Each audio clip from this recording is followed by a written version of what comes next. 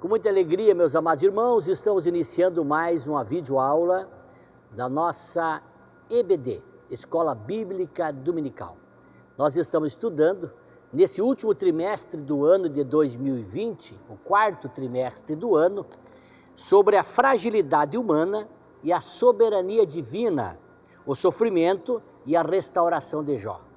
Nós já estamos na 8ª lição, que vai ser estudado agora no próximo domingo, dia 22 de novembro de 2020. O tema dessa 8ª lição é a teologia de Zofar, o justo não passa por tribulação? E para participar dessa aula, nós convidamos o pastor Paulo Dutra, ele que trabalha conosco, é pastor distrital aqui de São Leopoldo e também é um grande incentivador das nossas EBDs. Também é professor da nossa Escola Bíblica Dominical. Pastor Paulo, deixando a saudação a todos os nossos irmãos nesse instante. A paz do Senhor, pastor Carlos, a todos os nossos queridos irmãos da nossa Assembleia de Deus de São Leopoldo, em especial aos nossos irmãos da Escola Bíblica Dominical. Estamos tratando de uma escola importantíssima para os nossos dias, onde estamos fazendo análise, do nosso livro, do livro de Jó, esse livro histórico, e falando sobre a fragilidade humana e a soberania de Deus. Em especial, nessa lição de número 8, vamos falar então sobre o justo não passa por tribulação. É uma alegria estar nesse momento aqui participando da nossa escola, dessa preparação para a escola. Deus abençoe o pastor. Muito bem, meus amados irmãos, queremos então convidá-los para acompanhar a leitura. O texto áureo desta lição está no livro de Jó, capítulo 11, versículo 18. E terás confiança porque haverá esperança, olharás em volta e repousarás seguro. Esse é o texto áureo dessa lição. A verdade bíblica em classe, a verdade prática, na verdade, que nós devemos praticar, diz o seguinte: segundo as Escrituras, até mesmo os justos passam por tribulação. Você vai acompanhar agora a leitura do texto bíblico em classe, na voz do irmão Wander Azeredo Lima, que é no livro de Jó, capítulo 11, versículo 1 até o 10 e capítulo 20, versículo 1 até o 10. São 20 versículos que tu vai acompanhar nesse instante a leitura deles. Então respondeu Zofar, o Namatita, e disse: porventura não se dará resposta à multidão de palavras? E o homem falador será justificado? As tuas mentiras se hão de calar os homens? Zombarás tu sem que ninguém te envergonhe? Pois tu disseste: a minha doutrina é pura, limpo sou aos teus olhos. Mas na verdade, provera Deus que ele falasse e abrisse os seus lábios contra ti? E te fizesse saber os segredos da sabedoria, que é multiplice em eficácia, pelo que sabe que Deus exige de ti menos do que merece a tua iniquidade. Porventura alcançarás os caminhos de Deus, ou chegarás à perfeição do Todo-Poderoso? Como as alturas dos céus é a sua sabedoria, que poderás tu fazer? Mais profunda é ela do que o inferno, que poderás tu saber? Mais comprida é a sua medida do que a terra, e mais larga do que o mar. Se ele destruir e encerrar ou juntar, quem o impedirá? Então respondeu Zofar, o Namatita, e disse: visto que os meus pensamentos me fazem responder, eu me apresso. Eu ouvi a repreensão, que me envergonha, mas o espírito do meu entendimento responderá por mim. Porventura não sabes tu que desde a antiguidade, desde que o homem foi posto sobre a terra, o júbilo dos ímpios é breve, e a alegria dos hipócritas apenas de um momento. Ainda que a sua altura suba até ao céu, e a sua cabeça chegue até às nuvens, como o seu opróbrio, esterco perecerá para sempre, e os que ouviam dirão: onde está? Como um sonho voa, e não será achado, e será afugentado como uma visão da noite. O olho que o viu jamais o verá, nem olhará, mais para ele o seu lugar. Os seus filhos procurarão agradar aos pobres, e as suas mãos restaurarão a sua fazenda.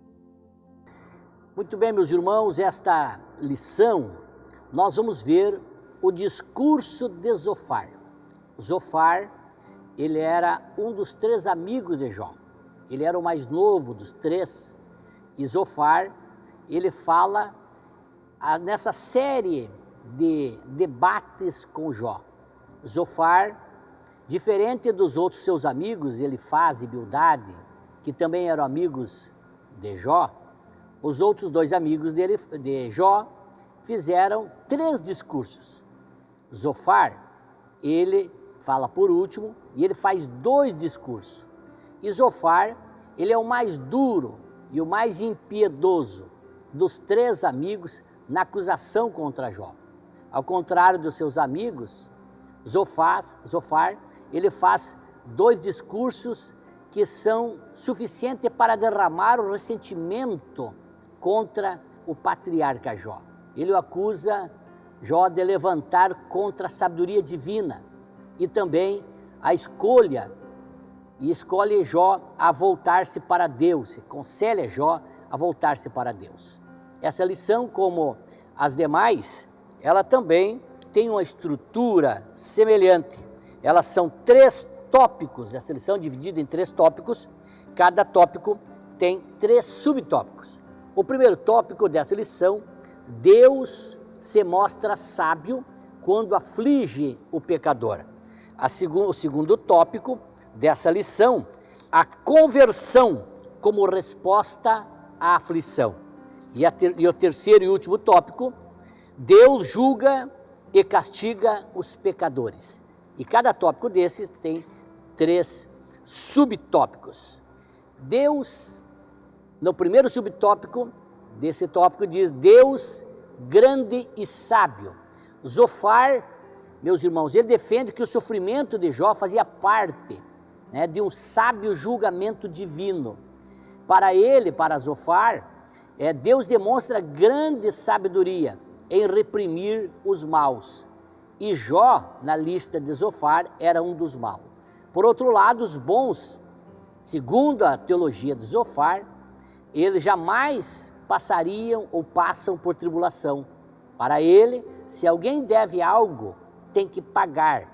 É a teologia da causa e o efeito, a retribuição, E vejam bem, com dureza, o terceiro amigo de Jó, que era Zofar, ele não demonstra a mínima compaixão, não tem o mínimo sentimento pelo sofrimento do patriarca de Uz. Ele diz assim no capítulo 11, versículo 12, mas o tolo só será sábio quando a cria do jumento selvagem nascer homem. Jó foi comparado por Zofar como um animal selvagem, irracional, que não sabia o que estava fazendo. Ele não percebe a sabedoria divina na condução das coisas. Para Zofar, Jó, ele valeu-se na sua defesa de palavras. Ele considerava Jó que era um tagarela, com palavras exageradas, desrespeitosa. Então Zofar, ele valeu-se desse entendimento para acusar Jó. Para Zofar, Jó valeu-se na sua defesa de palavras, que diz cheias de justiça própria. Ele considerava que a defesa de Jó era cheia de justiça própria, ignorante sobre as coisas de Deus. E aí Zofar condenava e atacava Jó com muita dureza, muito mais do que os seus outros amigos. Não compreendia o sofrimento de Jó. Segundo subtópico desse primeiro tópico, Deus não é indiferente à ação do ímpio. Esse terceiro amigo de Jó, Zofar, ele acreditava que se havia se autodeclarado puro e sem culpa, ele cria também que Deus não é indiferente à ação do ímpio, como Jó parecia ter sugerido.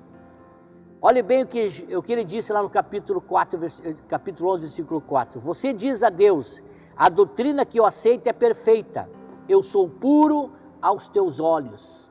Assim, para Zofar, meus irmãos, se Deus debatesse com Jó, como era desejo deste, de debater, então não haveria dúvidas de que ele ficaria contra o patriarca e não a seu favor. Para Zofar, se Deus conversasse com Jó, debatesse, Deus não ficaria do lado de Zofar. Nesse embate, Deus, segundo Zofar, iria revelar a Jó os segredos da sua sabedoria. E o homem de Uz, o patriarca Jó, viria que ele estava sendo sábio em tratá-lo como merecia. Para Zofar, Deus estava tratando Jó como merecia. Logo, dentro dessa teologia, Jó seria condenado segundo Zofar. O terceiro subtópico, do primeiro tópico, diz: todos se passando por sábios. Jó aqui, ele reage, e assim como nos outros amigos de Jó, ele reage com ironia à sabedoria defendida anteriormente por seus amigos e também agora por Zofar, né? E este amigo de Jó, Zofar, juntamente com os seus amigos, havia se levantado, né, como legítimo representante do verdadeiro saber. Eles tinham se posicionado como os que sabiam, que conheciam muito mais do que Jó. Zofar, por pretender representar o próprio Deus em seu discurso, ele se apresentava com esse entendimento.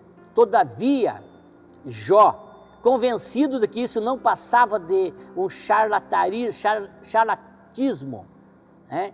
Olha bem, diz Jó 13:4, vós, porém, sois inventores de mentiras, e vós todos, médicos que não valem nada. Jó faz a sua defesa. E ele, portanto, está resoluto, está decidido em deixar os amigos e ir à procura de Deus. Jó estava entendendo que os seus amigos não podiam fazer o que estavam fazendo. E Jó estava disposto a encerrar o diálogo com os seus amigos e ir diretamente a Deus. O patriarca aqui, ele estava certo de que havia uma sabedoria do alto, que seus amigos desconheciam por completo a sabedoria que vinha do alto. E quando revelada essa sabedoria do alto, ficaria ao lado dele. Esse é o entendimento de Jó. No lugar do julgamento dos homens, há uma sabedoria do alto, que sonda os corações dos que são chamados pelo nome do Senhor, pois esse não vê como os homens veem. Isso Jó pensava e dizia. O Senhor disse, ele no capítulo, está escrito lá em 1 Samuel, capítulo 16:7, o Senhor não vê como o homem vê a aparência, mas o Senhor vê o coração. Pastor Paulo. Meus irmãos, estas lições que nós estamos aprendendo e esse cenário que agora se propõe na lição, são três homens que vê e observam a situação agora do patriarca Jó, da mesma forma, porém de olhares diferentes. Da mesma forma, quando eu digo, eles estão falando de uma teologia moralista, uma teologia legalista, aonde eles não colocam em primazia o principal atributo de Deus, que nós gostamos de dizer que Deus, em seus muitos atributos, mas o maior atributo de Deus para nós que vivemos na graça é o atributo do amor. E aqui, quando agora Zofar pega a palavra, ele é duro, chamando inclusive Jó, o patriarca, de um animal, né? Chamando por um animal e colocando então as regras acima do próprio Deus, as regras, o legalismo acima do próprio Deus. E nessa ele traz a intenção que Deus, ele não se importa com, ele só apenas vê que Jó estava vivendo uma vida que não condizia com os parâmetros e não condizia com a religiosidade, não conduzia a sua vida conforme aquilo que a época dizia. Então ele traz para nós a ideia de que um Deus sábio, mas que não se relaciona. Mais uma vez ele traz essa ideia que outros amigos de Jó traziam, que Deus não se relacionava diretamente com o homem.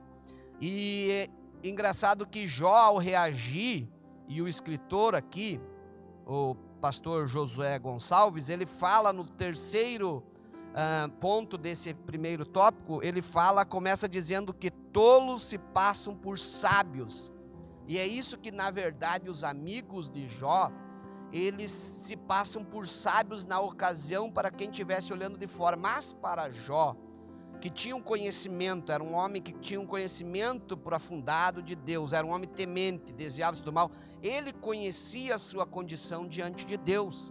E ele não se deixou abater por aquelas acusações que não tinham nenhum fundamento. E ele então traz essa palavra.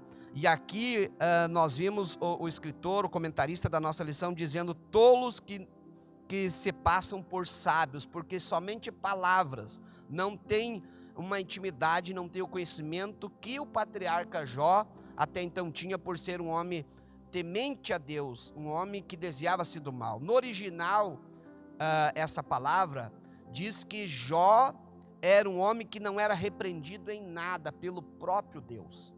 Então, pastor Carlos, nós aprendemos aqui que muitos têm as suas teses e trazem os seus ensinamentos, mas baseado às vezes muito mais naquilo que eles pensam ou têm por experiência do que propriamente pela palavra e pelas suas escrituras. Zofar, ele fazia um julgamento próprio, ele fazia um julgamento daquilo que ele entendia ser legal, ser tradicional dentro da tradição, mas não entendia as coisas que vinham de Deus, não entendia o próprio Deus e a forma que Deus agia, que era um Deus de amor. Então, desse primeiro momento aqui, nós nos deparamos com, mais uma vez, um dos amigos de Jó, pastor Carlos, que há quem diga que com amigos que nem esse não se precisa de inimigo, porque na situação que o patriarca se encontrava, ele precisava mais era de um alento para a alma, de uma palavra de encorajamento, e recebe os seus amigos que trazem várias acusações, tentando explicar o momento que Jó estava passando. Muito bem. Nosso segundo tópico é a conversão como resposta à aflição. Zofar começa a apresentar para Jó uma alternativa, dizendo que Jó deveria se converter para resolver as aflições. E o primeiro subtópico vai falar sobre purificação moral. No versículo 13 ao 20 do capítulo 11, Zofar conclui seu discurso sobre a situação de Jó. E ele não tem dúvida de que o patriarca está em pecado. E por isso a única forma dele se restabelecer, é por meio de uma purificação moral. Zofar, como os outros amigos de Jó, eles estavam convictos que Jó estava em pecado.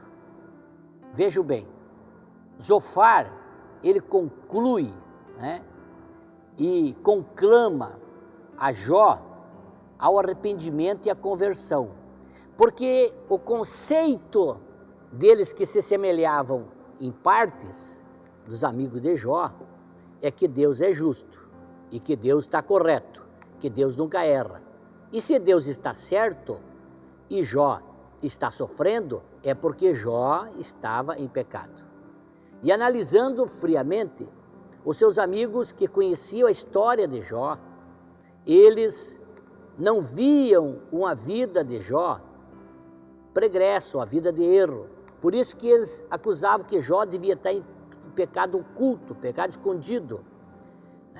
Mas Deus não olha como o homem olha. Jó tinha essa convicção que eles, os seus amigos, só enxergavam o exterior, o que era visível. Mas Jó conhecia a sua vida íntima com Deus. Por isso que ele defendia que não estava em pecado. E aqui Zofar, ele enumera 3 passos para que isso aconteça: conduta correta, oração e renúncia ao pecado. Zofar, ele entendia, segundo ele, se Jó cumprisse essas condições, reconhecendo que estava em pecado, Deus o restauraria da sua miséria. Entretanto, a ideia aqui de arrependimento de Zofar, ela é mais uma natureza externa do que interna. Ele entendia que se Jó confessasse, Deus iria eliminar, Deus iria restaurar ele dessa miséria. Porque ele entendia que era mais uma questão legal, de um legalismo, de simplesmente exteriorizar a confissão, mas não de coração. E o que está em vista aqui é uma teologia do moralismo salvífico em vez de uma graça divina. Nesse aspecto, o arrependimento aqui não passava de um mero ritual, demonstração pública de arrependimento. Mas não é uma demonstração pública que leva a Deus nos perdoar, mas sim uma demonstração íntima, de intimidade.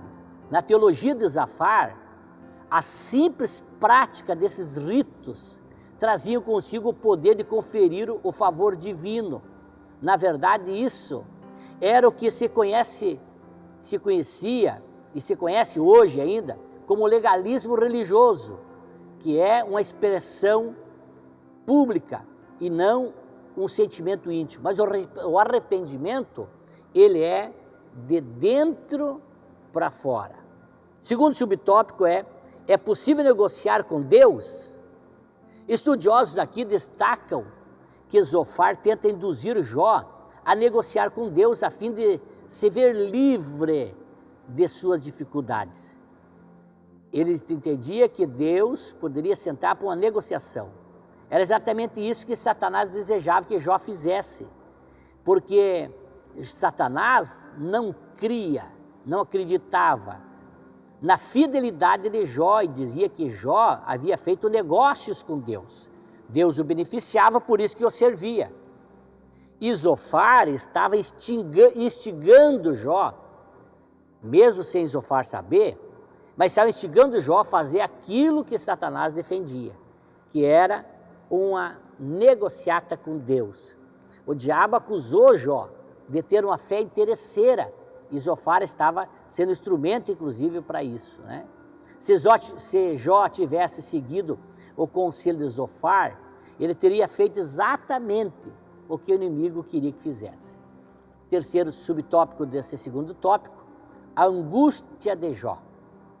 Diante das insistentes acusações dos seus amigos, né, dos amigos de Jó, e também do silêncio de Deus, Jó, como não é um ser fictício, é um ser real, um ser humano, Jó dá sinais de desânimo, porque o vale, a luta, a provação de Jó foi tão grande, e ele não era um herói, ele era um ser humano, como eu e você. E chegou o momento dele estar dando sinais de desânimo. Ele manifesta de vez toda a sua condição humana, provando que Jó era humano. E Jó, sendo justo, mostrava nessas passagens que o justo sofre. Jó, um homem que tinha o maior de todos os testemunhos, que era o testemunho de Deus, que Jó era justo, reto, temente a Deus, se desviava do mal. Mas Jó, ele era humano. Jó, por ser humano, ele tinha também as suas limitações humanas. E Jó provou que ele era humano e provou que o justo também sofre.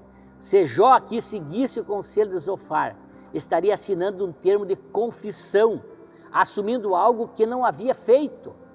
Ele sabia da sua integridade e por isso não se sujeitava ao capricho do amigo. Jó se defendeu até o último instante. Isso lança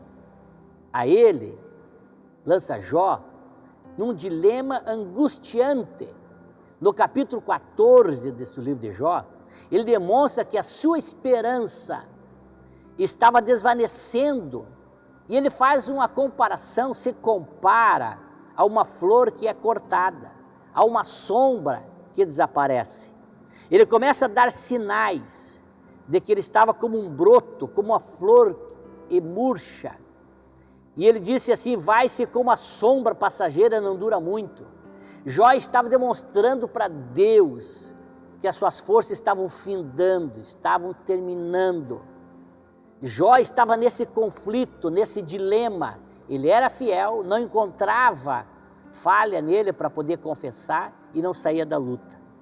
E aqui nós vimos qual o sentido da vida nessas circunstâncias. Jó começou a ter esse entendimento. Haveria esperança. Jó parece estar desiludido aqui. Ele cita até mesmo uma árvore, quando tem seu tronco cortado, volta a ter brotos novamente. Mas o homem, ele diz, mas isso não acontece com o homem. O homem, depois que morre, não volta mais. Mas o homem morre, disse Jó, e morto permanece, dá último suspiro e deixa de existir. Nesse aspecto aqui, o homem se assemelha mais à água que evapora ou se infiltra na terra. Jó dizia que para a árvore cortada havia esperança, mas para o homem que morria, não. Diante desse quadro de Jó, Jó se pergunta, dizendo o seguinte: morrendo o homem, porventura tornará a viver? Versículo 14 do capítulo 14. Era a pergunta de um homem crente, de um homem piedoso, porém de um homem angustiado, que não tem medo de expressar a sua verdadeira condição humana. Jó demonstra sua condição humana e que era justo, e isso mostra que o justo também sofre. Pastor Paulo, considerações. Nessa nossa na análise aqui, irmãos, que nós fizemos, nós precisamos levar em conta que mesmo os amigos de Jó, não sabendo do diálogo que Satanás teve com Deus, aonde ele fez o papel de advogado de acusação, fazendo uma tremenda acusação para o patriarca, dizendo que ele estava sendo comprado pelos favores que Deus o dava, o entregava, mas o próprio Deus tinha feito uma defesa.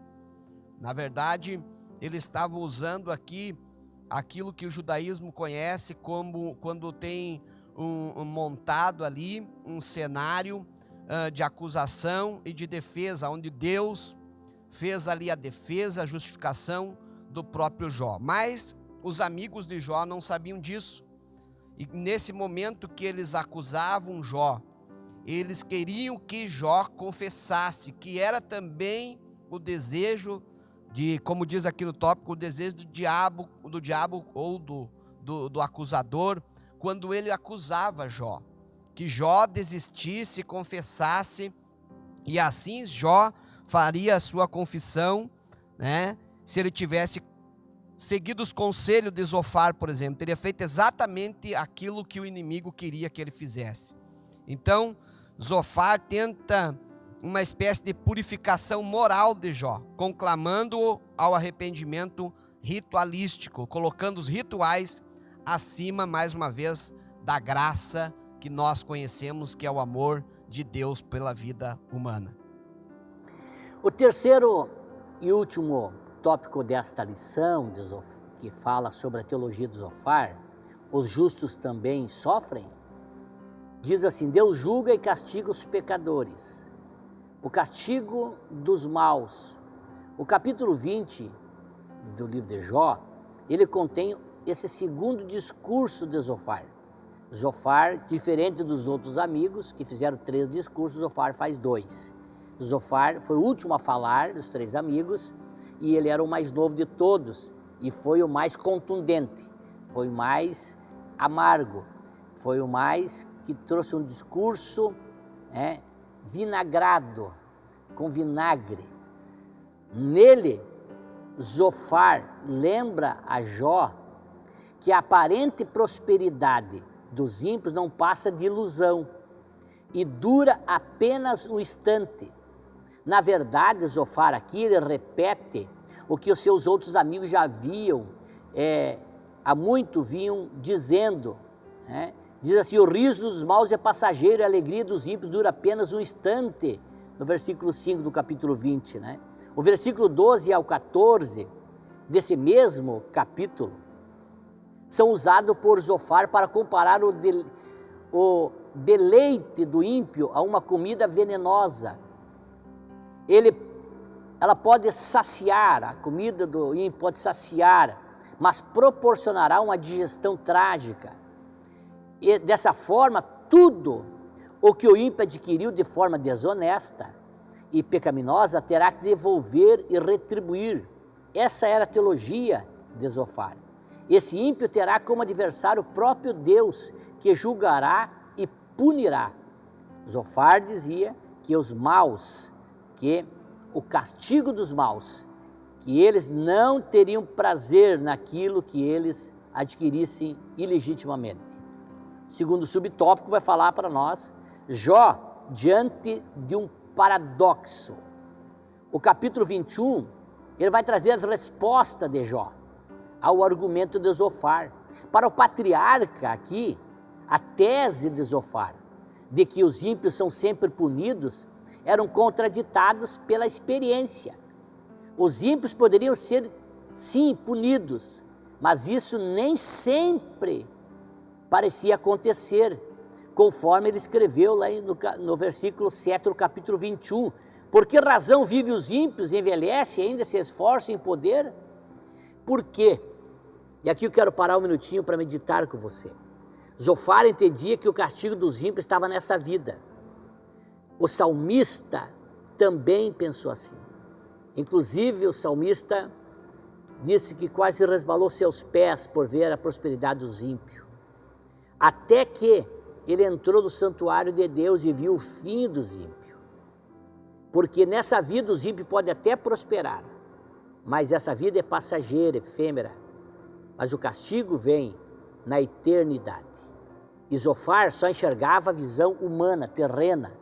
Jó, irmãos, havia constatado que os ímpios pareciam gozar de longevidade e prosperidade.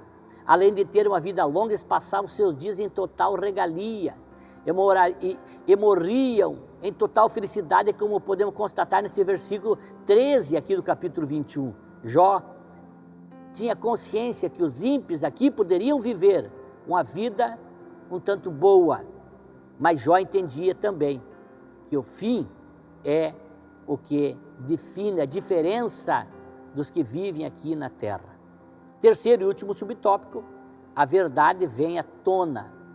A lei aqui de retribuição, ele não se aplica a todas as esferas da existência humana, nem explica os caminhos soberanos do Altíssimo, pois Deus também fez que o seu sol se levante sobre maus e bons, e a chuva desça sobre justos e injustos.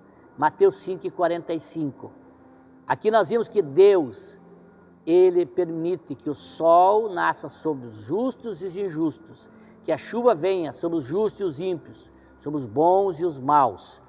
Todas as coisas, Deus traz à tona de que todas as pessoas têm aqui na terra as mesmas oportunidades. E a eternidade de cada uma delas depende da decisão de cada uma. Pastor Paulo trazendo suas considerações, depois voltamos para a conclusão dessa nossa lição. Nesse terceiro tópico que nós vimos aqui, onde Zofar tenta convencer Jó, mas agora Jó já está mais consolado e ele consegue alcançar um grau marcante de serenidade.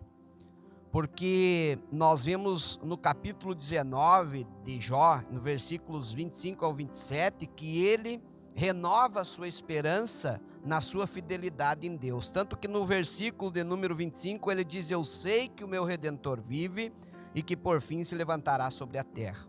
Então ele não reage mais com o mesmo tipo de tensão, mas ele aqui ele começa a pensar mais claramente acerca das questões levantadas, em vez de gastar suas energias em erupções emocionais.